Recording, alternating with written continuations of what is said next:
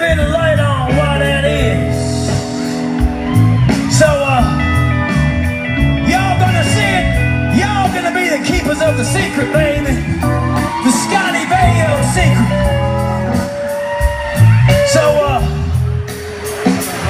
I think I'm done talking till 2016, babies.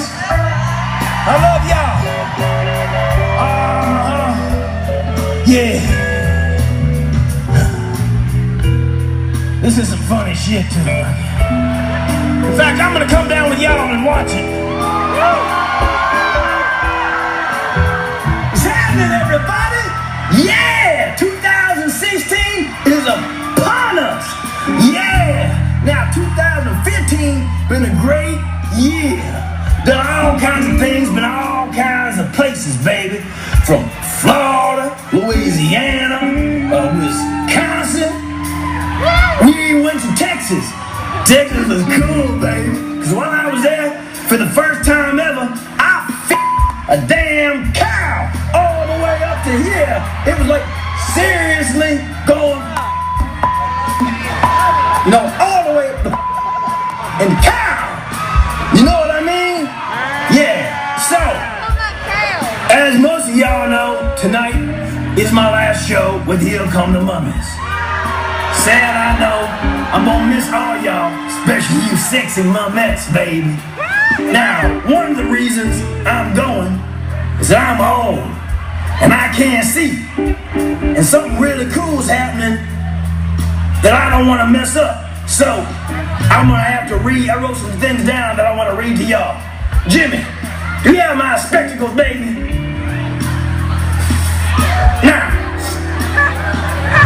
the state of California has finally lifted the restraining order that Scott Baio put upon me.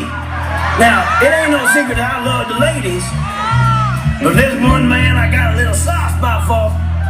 It's Scotty Baio. Yeah. Now, we had an on-again, off-again relationship for many years. We even had a show called Java Loves Chachi. It didn't make it to TV, but listen, I played it in my basement for years. Now, we was inseparable for years, and we went everywhere together, did everything, and it was cool. But, you know, it kind of went all a little haywire there toward the end. Now, it makes me sad to leave Here Come the Mummies, but now I get to devote all kinds of time to reuniting with Scotty. Let me be true. I want him to be in charge of my days, my nights, my wrongs, my rights.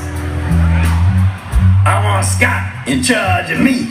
Yeah. And this is the first time in years that either one of us have been legally able to talk about it, which is cool, and it feels good that we can finally speak openly and share with y'all what happened so many years ago.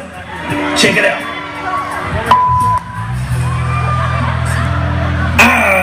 Like many people, were captivated by his magnetism. He was a talented and amazingly good looking.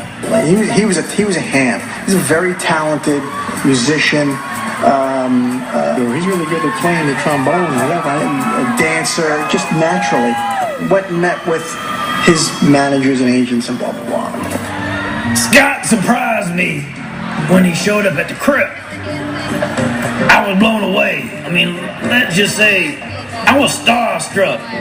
It was clear to me that he was a superstar, but he was also young and shy, probably a little insecure. I was not a desirable looking boy, so I was so lucky, man. I was so lucky. I was a tough guy, straight guy. It just seemed like a complete no-brainer to me. It was fun. It was great playtime. We worked well together professionally, but it didn't take long before things got interest. Totally hot and heavy. It didn't consume us like it does a lot of people. There was no pressuring. There was no jealousy. It wasn't crazy. You talk about crazy, it was downright weird. I mean, people think that I am the perverted one. You know, with all the fetishes and all that. Scott Baio was way more kinky than I ever was, baby. I learned a lot from that dude.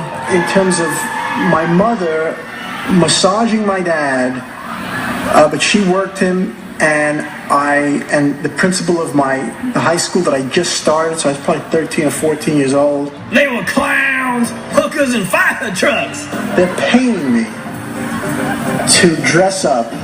So there was that phase of my life where I indulged in that, and that started a whole other chain of events with things escalated quickly, baby. I mean, it was to the point where we were trying to outdo each other.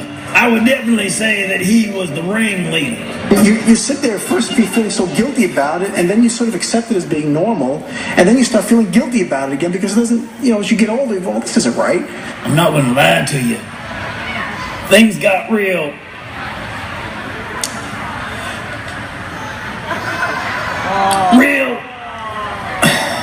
emotional. To do Things happen fast. It's hard to believe how much your life has changed. I mean, it's like a whirlwind. I just did it. I look back at that time and have absolutely no regrets whatsoever. My life changed considerably, but I didn't know it because I had nothing to compare it to. Now that the restraining order has been lifted by the state of California, I've been writing to him and trying to call. I think it's time to patch things up, start again, and see where it goes. That was a stupid but natural thing on my part to have happened to me. It's not over. I know he feels the same way. It ain't over. It's over, but you think that every day it's over. It's over. It was over. It's over. And I will always love you. That was it. I quit.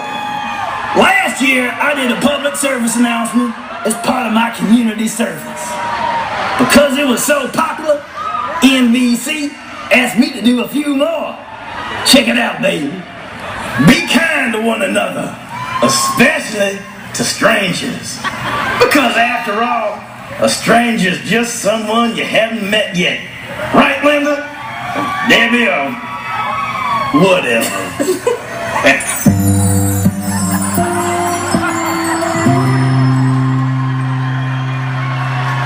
Every one of us is built just a little different. That's what makes this world a wonderful place. We all have strengths and weaknesses. Focus on your strengths.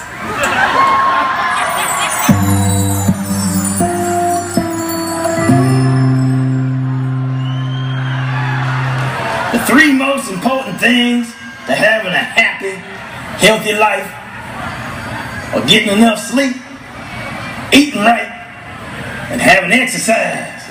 That's why I get all three at the same time. Breakfast in bed, baby.